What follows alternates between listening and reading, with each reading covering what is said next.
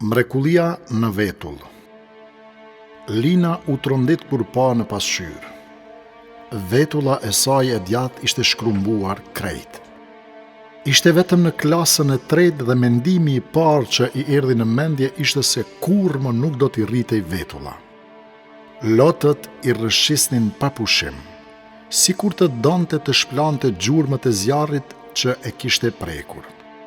Nëna e saj e përqafoi butësisht dhe i tha: "Mos u mërzit, bija ime, vetulla do të rritet përsëri." Por Lina nuk besonte. Si mund të rritej diçka që ishte djegur plotësisht? Ditët kalonin njëra pas tjetrës, dhe me çdo agim, në vendin ku dikur ishte djegur vetulla, filluan të shfaqeshin fije të reja. Ishte një mrekulli e vogël që Lina nuk e kuptonte. Çdo ditë vraponte para pasqyrës për ta parë, duke prekur butësisht fijet e sapo lindura. Një mëngjes, ndërsa shikonte veten me kureshtje të madhe, një pyetje e thellë i lindi në mendje. Si ishte e mundur që vetulla e djegur të rritej përsëri dhe të ndalonte në momentin e duhur, ndërsa vetulla tjetër nuk rritej më tej? Kush i tregonte trupit se çfarë duhet të bënte? Vrapoi tek nëna e saj, por ajo vetëm buzëqeshi. "Nuk e di, bija ime.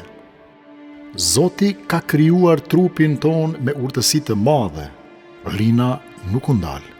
Shkoi tek babai i saj, por asaj nuk kishte menduar ndonjëherë për këtë.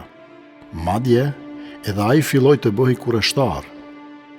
Një ditë, gjatë një bisede me mikun e tij, që ishte mjek, ja tregoi këtë mister. Mjeku qeshi let dhe nisi të shpjegoj: "Trupi ynë është një sistem i përsosur. Mendohu pak, sikur të kishte një telefonat të padukshme që njofton trupin.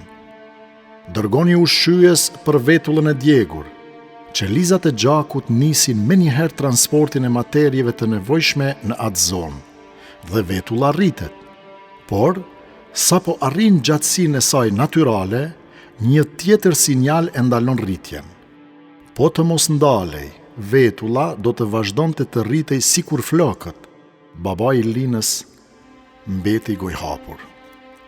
"I madhruar qoftë Zoti," tha me zë të dridhur. "Ky nuk mund të jetë një proces i rastësishëm." Mjeku buzëqeshi dhe tundi kokën. "Asgjë në krijimin e Zotit nuk është e rastishme. Çdo gjë është e përsosur dhe funksionon me një mençuri që ne vetëm sa mund ta kuptojmë pak nga pak." Lina i dëgjonte me sytë e hapur dhe me zemrën që i rrihte shpejt. Ajo nuk ishte thjesht një vajzë që i ishte djegur vetulla. Ajo sapo kishte zbuluar një nga misteret më të mëdha të krijimit. Dhe tani, sa herë që do të shihte veten në pasqyrë, do të kujtohej për dorën e padukshme që udhhiqte çdo gjë në trupin e saj dhe në të gjithë universin. Dhe sa herë që Lina shihte vetullën në pasqyrë, nuk shihte më një plagë, por një mrekulli, një dëshmi se Zoti jep jetë aty ku duket e pamundur, sepse vetëm ai mund të urdhërojë rritjen dhe të vendos kur të ndalet. Dhe në atë fijez të hollë, ajo pa madhështinë e një krijuesi të përsosur.